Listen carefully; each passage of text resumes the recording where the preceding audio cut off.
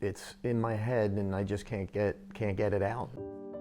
You do not know how strong you are until that is your only choice. And it is the truth. I chased her. You did? Yeah. And we went out on a blind date. So we had not seen each other in 20 years. And it just went from there.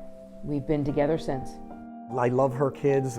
With the 6 of us, they're all awesome kids. If my son was a girl, yes, it would have been the Brady Bunch. 4 boys, 2 girls. And I think we both did a really good job making sure that we maintained our family units. Overall, what we wanted is for our kids to feel like they were siblings. Yeah. And that did happen.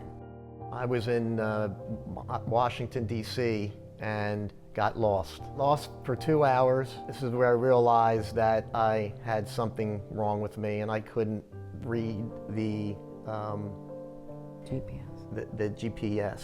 So Anthony did not tell me that he got lost in Washington. He was in Washington for work, so I saw other signs that triggered it, and then it didn't come out until later, and that was certainly one that was so out of character for Anthony. The one symptom that has impacted you the most is your voice Yeah.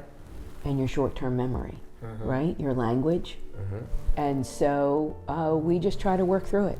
I didn't even know what was going on. And then in May of 2023, I basically said, you need to go on disability and we need to figure out what is happening. And so the last day that you worked was May 22nd of 2023, after 35 years in his successful sales career. When you get the diagnosis, you have to give yourself grace.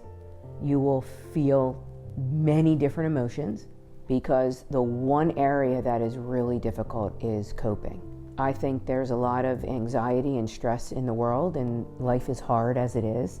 So to add something like this to your everyday as a challenge is extremely difficult. There are stages where the family does not believe that it could be true, and there's denial, and then there's anger, and then there's grieving. If you look at how all of the kids have helped as a support system, they really have embraced this differently.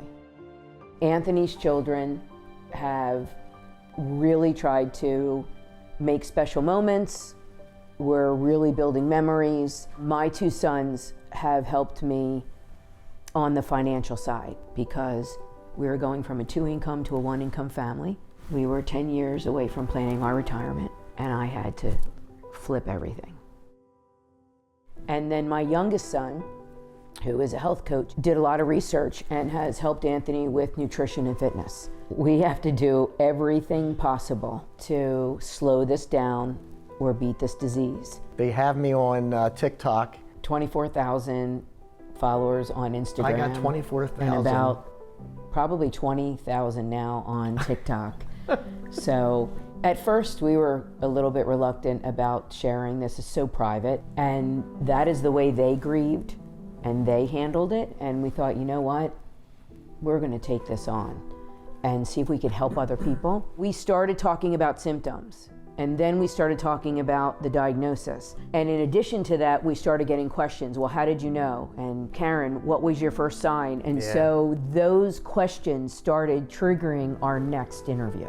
These are people we don't even know, you know, and I think that's a great thing to do. I think it's really important when you get this diagnosis to try to continue living. Make sure you are still making memories, having fun, doing things that you always used to do. I did reach out to the Alzheimer Association, which was the best thing for me.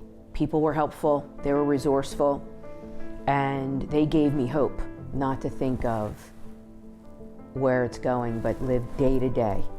What do I need to do today for my husband? She's very smart.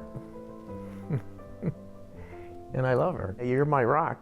She knows that, right? Well, but people like to hear things. Although yesterday you said I was a little bossy in New York. Well, you're bossy a lot. A little bit more bossy, yeah.